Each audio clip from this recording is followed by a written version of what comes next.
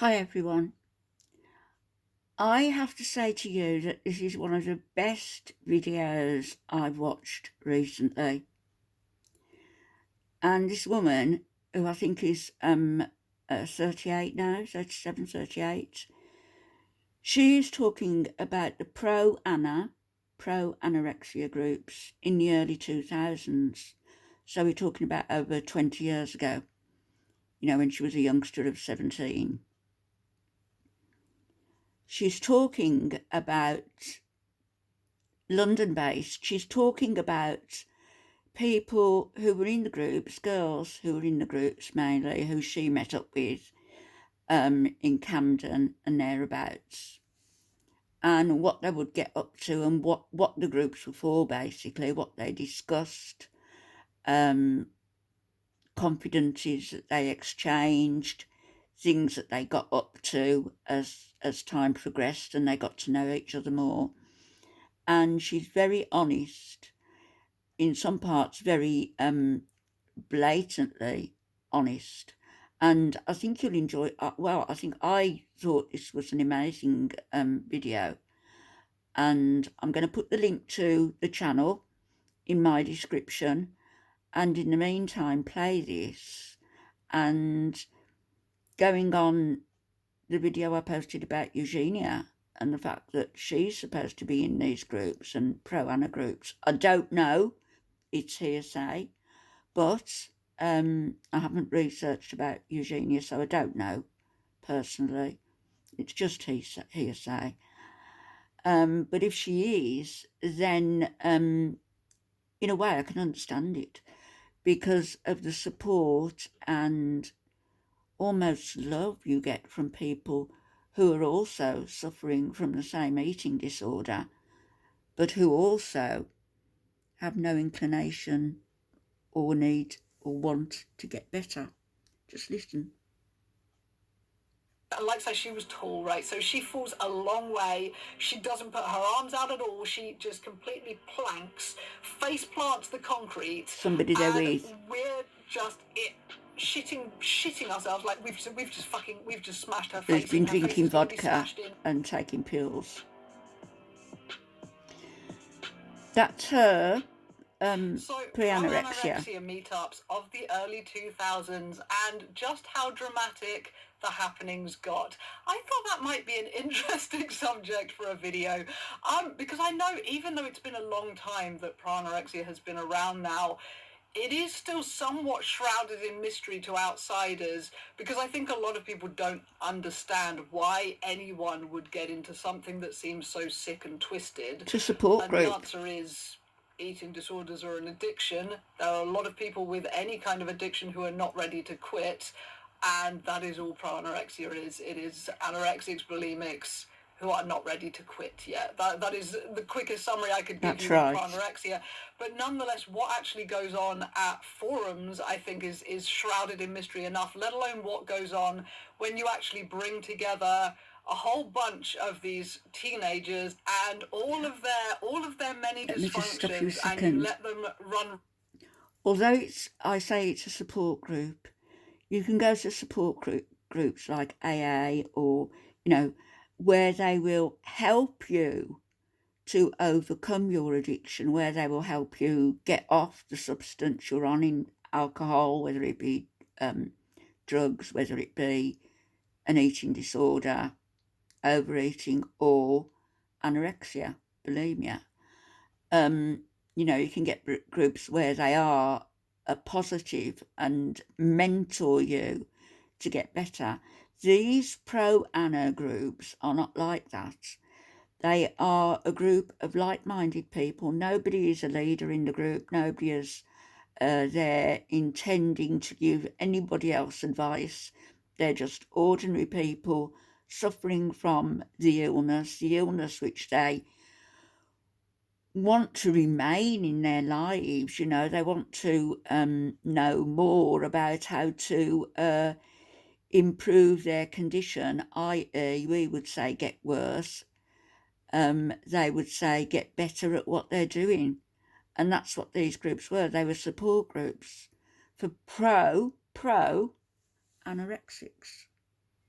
quiet around London, particularly in the early 2000s when meeting up with people from the internet was not something you did. I know these days it's very normal to meet up with people from the internet, but even if it was today and it was normal to meet up with internet people, you could hardly say, oh, hi, mum, dad, boyfriend, you know I've got an eating disorder, and you're naturally disapproving. Excuse but, me a hey, minute, I think my camera you might know be a when bit I'm always on the computer late cloudy. Let me hope that's a little bit better.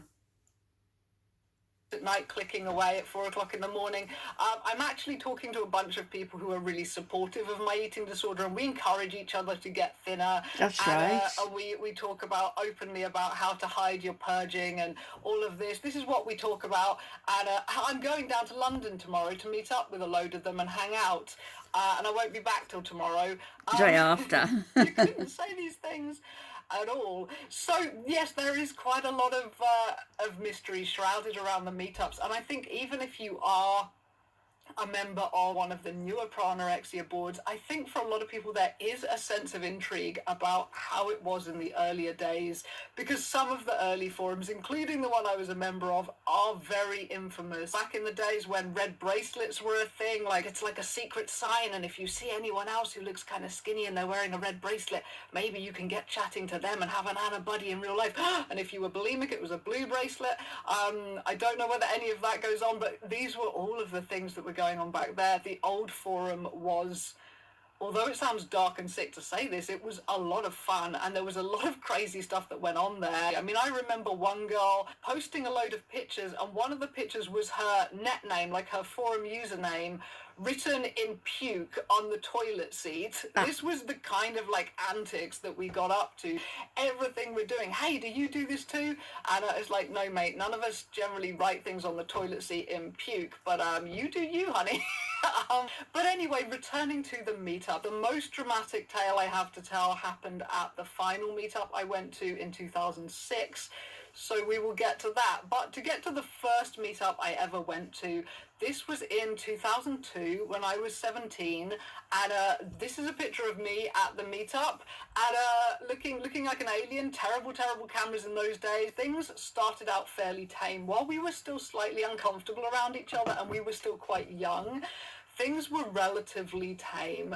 Things got wilder as the meets progressed, and we got older and we got more comfortable around each other. So I guess the weirdest thing to say about the first meetup I went to was that even though we met through our eating disorders, they were the basis of our friendship. It was all we talked about on the board, but when we met up in person, we couldn't talk about eating disorders at all, because for us at this point, it was less of a therapy generation. You wanted to talk about your eating disorder, you did it in the pro-anorexia forum. You didn't talk about that stuff with your friends in general. And pro-anorexia was something that most people had never even heard of. And to us, it always felt like this secret underground movement that we were a part of, like that we were competing in Rebels. secret around the globe to get skinnier and skinnier, and nobody knew about it. Our parents didn't know. The world had never heard of this movement. All we had was our red bracelets to identify ourselves to each other. It felt sneaky and mischievous and powerful, and you didn't say those words aloud. You didn't talk about it aloud, because you knew that if anyone found out, the whole board might be taken down. You had to protect this magic at all costs. So you didn't talk about it, which meant we were so used to not talking about it that even when we were surrounded by everyone from the pro-anorexia meetup, we couldn't talk about it. We wandered around Camden, and we wandered around Camden for about an hour without saying word one about eating disorders. And finally the floodgates opened when we went to this coffee shop, and it was one of those, it was quite a kind of dark, cold, rainy day, and if you're eating disordered, you're always cold, so we were all kind of freezing, nails starting like Eugenia. And we went into this cheap, shitty London coffee shop, and at this point you could tell it was an anorexia meetup, because everybody had exactly the same thing. It was black coffee all round with sweetener. And I think what actually got us speaking was me and my sweetener addiction. Because everyone else was like, oh, 1, 2, maybe 3 packets of sweetener. Me, I grab a handful and I just keep going, 7, 8, 9 sweeteners. I Taste gets used to few be like more. that, So, not it quite was that a many magical though. thing with barely any calories. You can have this sweet thing with barely any calories. This is a miracle. So I'm there with my stack of sweetener wrappers, and everyone's just staring at it going, are you done? Are you done? Is that enough? Do you think that's enough? That is okay. And I think this rampant act of eating disordered insanity was kind of what finally got us talking. So in this coffee shop, we're all kind of like warming our freezing blue hands on our coffee cups and just kind of leaning over the table, and we finally start talking, kind of awkwardly at first, and then as we find out just how much common ground we've got, everything really starts to flow, and we're getting so caught up in our conversation, but at the same time we're still feeling like, this is such a secret, this is such a secret thing to be talking about. We were like glancing around the coffee shop, making sure no one was listening to us, but we were talking about our binge purges, and the hassle of cleaning up afterwards, and all the typical bulimic jokes about splashback, which is when you puke in a toilet and the puke kind of bounces back out the toilet and it like hits you in the face and gets on your clothes. I All didn't of this. think And I remember anorexics. someone telling a I thought that story was about how they bulimics. borrowed their sister's jeans and purged in them, and they didn't realise they'd got splashback on the legs until their sister had gone to a club, and it turns out that some puke actually glows under UV. So her sister could see these like splattered jeans.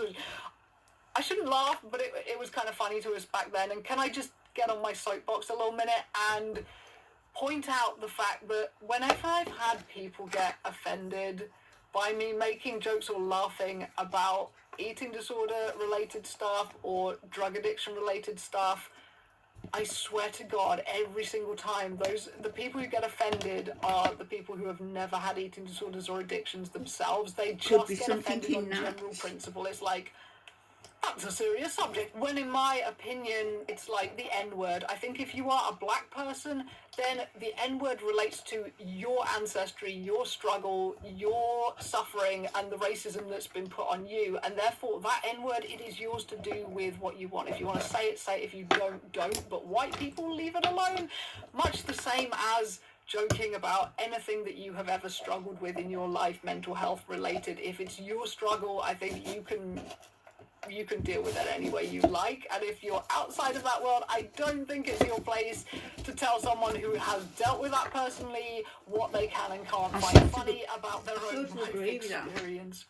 Okay, soapbox over. So yeah, we were kind of talking about these kind of bulimic mishaps, and also like the anorexic side of things, and restriction, and what our safe foods were, and what our like never ever foods were, and how we got away with like parents, and like, what are your parents like? Do they force you to eat? Does it get really awkward? What do you do at meal times? Like, is there ways that you hide it? Like, all of these things we were talking about, and we could smell drifting over the smell of like donuts and bread and stuff from the counter, and we were all kind of just like smelling it and thinking, oh, but how many calories do you think is in one of those? I mean, seriously, like, would you even eat one bite of that and keep it down?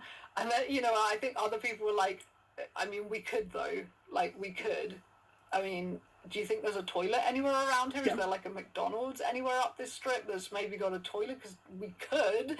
And in the early meetups, we were still a bit uncomfortable. Imagine going to the lavatory after somebody like that, and did not take and place. somebody like Chantal. However, that would become a thing at later meetups. So moving on to the next meetup I went to. So this was in 2004 when I was a bit more recovered, but I'd relapsed back really heavily into bulimia, and I was still trying to lose the weight, but my metabolism had gotten so slow that like weight loss was like creakingly slow that year, and it was driving me crazy. But anyway, this is me at that meetup, standing outside Cyber Candy, which is where we really kind of lost our shit that day, because Cyber Candy was a new store in Covent Garden. They literally just had one shop in Covent Garden. You couldn't buy from them online, you had to go there in person. But Cyber Candy, they sold American candy, because we saw all the American bulimics and their binges, because we used to, one of the threads we had was what did you eat and puke in a day, which was shortened to this. So the Woodgypt thread was just lists and lists and lists of binge food. The Americans, I mean, we all know America does fattening food better than anywhere in the globe, you know. So having American candy, cyber candy, we got to that store and we descended upon fucking cyber candy like a herd of bulimic vultures. The staff behind the till were just like, they had no idea what was going on. Like the level of sheer manic excitement going on as we entered the store, grabbed buckets and started like shooting around the store, grabbing things and stuffing them into the buckets and going, oh my God, they've got this. Have you come over here? Look at this. And then quietly discussing in corners. I don't want to say too much because I don't want to give bulimic tips here, but saying about, you know, so I wonder if that shop is still there. It's made of this. Do you think this is going to be easy to purge or not? Because without giving any tips, some things are very, very difficult to get up. And so, you know, we'd be in corners going, what do you think? Do you think this is going to be like a nightmare? Is this going to be worth it? I mean, it looks good, but is it going to be a nightmare? Because I'm not gaining weight over that. So it was a combination of like wild excitement and then suddenly like in corners. So then we went on to a pub. Here's me at the pub looking rather shocked, and I'm actually wearing the same shirt that I was wearing. Looks like you're wearing an abaya there. Gigantic clothes hoarder. I've also got my Emily Strange t-shirt from the same kind of era. But then to give you a really, really quite sad picture. So this is me and somebody else at the same meetup. She's hiding behind her cyber candy bag, because she was really camera shy. The minute anyone got a camera out, bag went over face. But that girl, I met her twice. This was the second time I met her, and she is no longer with us. She died about 4 years ago, I think, of her eating disorder. And I remember I'd imagine it's heart failure, isn't it? Probably. She was in recovery, but I remember being so shocked by her appearance, that she had this long dark hair, which the first time I saw her, you could literally see patches of her scalp. They can look in the mirror and not see themselves as they are. In places just over, again, like Eugenia. Like white scalp. I was like, I'd never seen eating disorder complications that severe. And I remember at this second meet where she was hiding behind her cyber candy bag, we were more comfortable at this point talking about our eating disorders. And I remember her talking about her kind of child to teenager years, when she would spend literally entire nights walking up and down her bedroom, just striding, pacing up and down her bedroom. And bear in mind, this would have been the early 90s. So, you know, there was no internet, there was no real entertainment. I think she was just pacing in silence, just literally in silence, walking up and down a room for an entire night, you know, night after night after night. And I wish I remembered the words she used, you know, and the way she told this story, but the way she told it was so chilling. I've never, well, back then I'd never known anyone so completely consumed by it. So I guess it wasn't, when I heard about her death, it wasn't a huge surprise, but I had also hoped she was doing better. But at the same time, even back then, even when we were quite young, she did strike me as someone who probably would be in it for life, just the level of obsession there. But to move on to the, I say lighter, not much lighter, to the lighter things, was round about the time that the big infamous binge purge meetup started going on. And particularly in America, a lot of girls were meeting up to go to all-you-can-eat buffets, and they would just, you know, crowd around a table, pile their plates high, and just go back for more and more and more.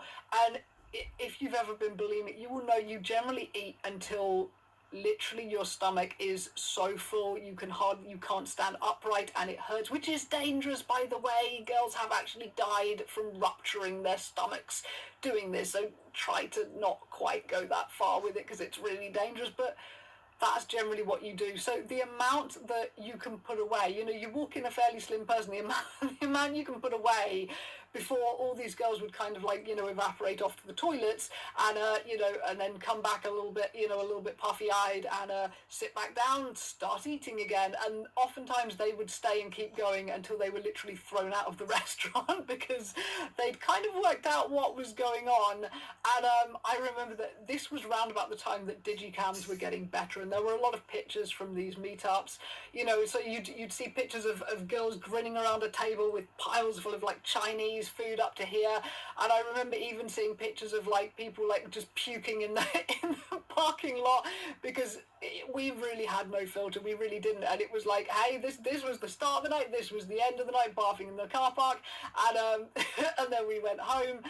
And I never went to any of those meetups myself, but I do remember a friend who did go to quite a few of these meetups saying how conflicted she felt that, initially while they were around the table and everything and they were eating, it was really fun. And then they went into the bathroom stall and they were next to each other in the stalls. And I remember her saying just how it felt to hear, someone she loved dearly just gagging and retching and puking in the stall next door and being confronted, I think, with the reality of her own eating disorder. And we were all such hypocrites. Honestly, we really were, because we were all happy to do all of this to ourselves, but seeing each other doing it was so hard. So that was the binge purge meetups, which were quite infamous. But anyway, moving on to the tale of the most melodramatic and scary meet I ever attended personally. I had been in recovery for a while and had gained quite a few pounds. I was up to looking kind of normal at this point, because at this point, like many of the other girls who were older, I had moved on to substance abuse. So here's a picture of me doing karaoke in a Japanese karaoke bar, off my tits on coke, getting very carried away and having a nice time. But substance abuse had become quite rife within the group, and it wasn't as though anybody had discussed this prior to the meetup. It wasn't like anyone said, hey, let's all get coked off our tits, who's going to bring the drugs, who's going to sort this out. It wasn't that. It was all quite sneaky, because I think most of us, it was substance abuse, it wasn't substance use. And anyway, the karaoke was all fun in the evening. We had a lovely evening, we chatted, and then this meet, a lot of us were staying overnight at. So I was staying with a girl we will call Elle. We were staying at a hostel together. She got us everywhere we needed to go. We got back to the hostel, everything seemed cool. However, one of the things she brought with her was this literally like a litre bottle of vodka. And I remember we were on bunk beds that night. Nearly and 2 I was pints. trying to go to sleep, I could just hear this vodka bottle like sloshing on the bunk beneath me like all night. And in the morning we decided, well, we've got a few hours to kill before our trains and coaches leave. Let's go back to Camden, and we were going to meet up with another girl. Thank God we met up with another girl, who I will call Yes, B. it's fortunate you So did. Elle was like, let's just go to a pub first, and then we'll head to Camden. So we go to this pub, and Elle has still been swigging like this vodka bottle for most of the morning, and she'd also taken some pills, which was totally normal on these meets. All of us had mental illness. Pretty much all of us were on various antidepressants and things. So taking some pills, I hadn't thought anything of it. But Not only with the alcohol, but being so frail. Empty, and we've also had a round of drinks or 3. And Elle is getting very swayy and very incoherent, kind of leaning very heavily on the table at this point. And then suddenly she just kind of slumps off the side of her chair and hits the floor. She's on the floor and she's completely unresponsive. Like, her eyes are open, her pupils are like massive, and she's completely unresponsive, just not talking at all, just staring blankly through us. And the pub landlady comes over and starts questioning us, like, has she taken them, what's going on? I'm like, well, she took some pills, I don't know what they were, just some medicine. She has been drinking vodka. And the pub landlady's like, look, her pupils are massive, she's mixed medication with alcohol, she's on the floor, she's unresponsive, you need to get out of here, and you need to take her directly to hospital. So we're just shitting bricks, and we managed to drag her off the floor and lug her out of the room, because she was That's an English tall, saying. and we were Means shorter than frightened. her. we were kind of trying to drag her along, and drunk people, when they're out of it, it's like their body weight triples, and because they're so uncoordinated, like they sway one way and suddenly you're done for. So we're just trying to get her out of this room, and like, It's a as I dead say, weight, thank isn't God it? Bea was there as well. If it had just been me, I don't know what we would have done. But anyway, we get outside and we try and get a taxi to take us to the hospital. So we leave Elle slumped against a wall and flag down a taxi. A taxi comes, it's London, there's a lot of taxis. We get a taxi, it seems simple. So we go and pick up Elle and start dragging her over to the taxi. The taxi driver, however, sees the state of her and goes, no take her, no take her, no take her, drunk, no take her. And we're like, please, we have to go to the hospital, no take her. He's off. And the same thing happened with the next taxi, and I think the next taxi, and we're really starting to panic. And eventually, thank God, about the third or fourth taxi, it decides it's going to take us. The person in the taxi, he's feeling like a good I Samaritan. think I'd have just He's found gonna an take us. ambulance So we myself. tell him, hospital, whichever is the nearest hospital, take us there, please. But Elle is regaining cognizance slightly at this point and starts saying, no hospital, no hospital, I'll kill myself if you take me to hospital, no hospital, no hospital. And this is really difficult. Like, both of us, I was 19 at the time, I think Bea was about the same age. We were not used to being authority figures at this point. Like, if she had have just been completely out of it, sure, we would have taken her to hospital, it would have been fine. But when someone is coherent enough to, like, argue with you, I felt like we can't just drag her there against her will. Like, what are we going to do? So in the end, we reroute the taxi and we go to the train station. And Elle has been saying some things that are quite worrying. Like, everything is very slurred. It's hard to make out, but we talked a bit the night before at the hostel about things that were going on at home, and it wasn't a good situation at home. There were things she was really stressed and worried about, and things that made me really angry to hear as well that were going on at home. You can and now she imagine, was can't kind you, of saying, really? I'm going to go home and I'm going to kill myself. And we're trying to talk her down from this. And while we're talking, she's like, I need to go to the toilet. So we kind of haul her up again, and we start going, like, marching her to the toilet. And unfortunately, we don't notice that going into the toilet, there's this strip of kind of like raised metal in the doorway. So as we're dragging her into the toilet, her toes catch on the metal thing on the floor, and she suddenly just lurches forwards, and it comes out of nowhere, and it catches us both completely off guard. She slips like a slippery fish through through our arms, and goes down. Like I say, she was tall, right? So she falls a long way. She doesn't put her arms out at all. She just completely planks, face plants the concrete, and we're just shitting ourselves. Like, we're like. That's what happened to me. That's not face down. I was standing at a table in my friend's place, and just standing there talking, and all of a sudden I lost my balance, because of the bones in my back, and then I just wobbled a bit, and my friend said it best. She says, 1 minute you were standing there and the next minute you were flat on your back. I just went smash straight on my back onto the concrete. It's a wonder I didn't crack my head open. But what I did do was fracture my pelvis and fracture my pubic bone. And that was about 3 years ago now. 2 or 3 years ago. And problems ever since. Oh, I'm sorry. We've just smashed her face in. Her face is going to be smashed in. Did you see that? She went down like a tree, and yeah, there was some blood. Like a tree. I think, like, she'd cut like her chin, her lip a little bit, and there was some blood, but she didn't seem to feel any pain whatsoever. She was wouldn't. so out Just of it. full of She barely vodka. seemed to notice that anything had happened, that anything was wrong. But we're like, dude, we just dropped you on concrete on your head, and this is not good, and you're talking about suicide, and you might have like a head injury. And so we called an ambulance at this point. And when the ambulance came, the paramedics were just so baffled by us, because they were like, okay, where are you guys from? Who's looking after her? And obviously it's like, we just met yesterday. Literally, like all of us, we're from completely different cities. We just met yesterday. We were trying to explain this without saying we'd met on the internet because it was still such a weird thing to do. And eventually, when they're like, they really, they couldn't work it out. They really thought we were lying about something, and they were really being pushed. And they were like, "Look, this is serious. We need to know what's going on. You girls are lying to us. What is going on?"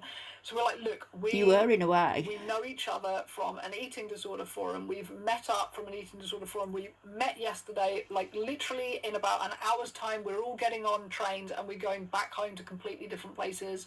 We don't barely know each other at all, and they still seem to think we're lying because we seem so close. We seem to know so much about each other. Really thought we were up to something, and then they start patronizing her so hard. They should have just taken her, to be honest. Therapy, like just are you on antidepressants? Antidepressants will fix it all. It'll all be fine. Paramedics aren't there to do that. It's not a miracle fix. Therapy isn't a miracle fix. It can feel quite hopeless, and I felt like their simplification and their the way they were trying to just go, oh, it's all fine, it'll all be fine, just slap yourself out of it, it'll be fine. I felt I could see it was just upsetting her more and more and more. So I was trying to just be like, look, I know they don't get it, but it's I hope it's going to be okay, and we get it, and we'll be here for you online. You've got my phone number, and fortunately, round about this time, she just snaps out of it like this, and suddenly just sits up. Because the paramedics had been talking about hauling her off to hospital, or if you keep threatening suicide, we're going to have to take you to hospital. And obviously she's from a city up north, we're in London right now, like what is even going to happen? So she snaps out of it and she's like, no, it's fine, sorry, I go off on drinking jags like this most days, it's pretty normal for me, I'm fine now, I'm not going to kill myself, it's fine. And so the paramedics leave. Her injuries to like her lip and her chin, it wasn't really serious. Once they got the blood off, they didn't need stitches or anything, thank God. So the paramedics leave, and it was time for Elle's coach to go. So she went off and got on the coach. And then it was just me and B. And I remember like walking outside of the train station and just holding my hands out in front of me, and my hands were like this. I was just shaking like a leaf from like the stress of this. I was just like, have you got a cigarette? And we sat down and we smoked like pretty much in silence. We were just so done for. Like we'd been carrying her around London for what felt like ages, and just the stress of it, and not knowing what was going to happen to her when she got home. I'm fascinated by her hair. I just still kept hearing the sound when she just hit the concrete. And that was the last meetup that I personally went to. But I did continue to hear the tales of the meetups of the people that I knew down in London. And substance abuse kind of spiraled and spiraled and spiraled at these meets as more girls got older and got into doing stimulants, which, addiction, as I've mentioned, is such a crossover thing with eating disorders. Whether you recover, whether you don't, you have an addictive personality, it's likely to happen. And something that really made me feel very was when there was a particular meetup with a lot of girls who I knew did Class A's, and some girls who were younger who I knew had never done anything of the sort in their life. But I knew this is a bad mixture, this is a powder keg, I know how this is going to go, and I was completely right, and that meetup was certain people's first time taking Class A's, and some of those people that I know now, Class A's have become an enormous problem for them addictively, and I do worry about the crossover of, hard drugs with a continuing eating disorder. At the age some people are now, I know that they're reaching danger territory, and I know that one of these meetups was the first time that they tried these things and was how they got into their addiction, and that is really dark and really horrible. And much as I would have had a lot of fun at that meet, I would have had an enormous amount of fun getting high with those girls. I would have loved it. At the same time, I am glad that I wasn't there, because I would have hated to have been any part of that, of corrupting somebody so sweet. And I hate to be talking about a very specific person at the moment, because I know they might watch this video and know that I'm talking about them, and that's weird, but I do love this person. I do love this person, and wish I could protect them from themselves in any way, shape, or form, because they're so sweet and so wonderful. And it's kind of dark that meetups that were so fun when we were younger kind of birthed something so dark. And another thing, one of the girls I was with at one of the early meetups, she confessed that she hadn't eaten a thing in 2 weeks before going to the meetup. She was so worried about being the fattest one there. 2 weeks. And she fainted on the train home.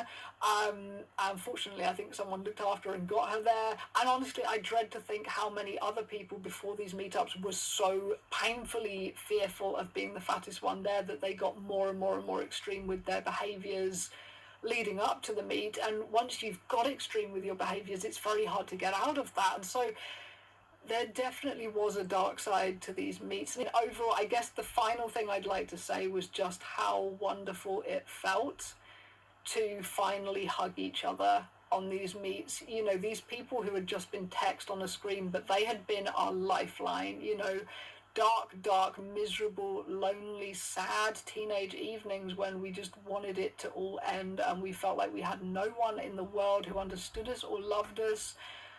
And these girls did, but they were just text on a screen. They were like ghosts to us. And then to finally meet them in person and to finally hug each other in person was the most amazing thing. And to be like, you're flesh and blood, you're real, and you're here for me, and this is amazing. It was beautiful. It was a beautiful feeling. So, there was dysfunction too, but anyway, this is very, very, very long, so I will leave it at that.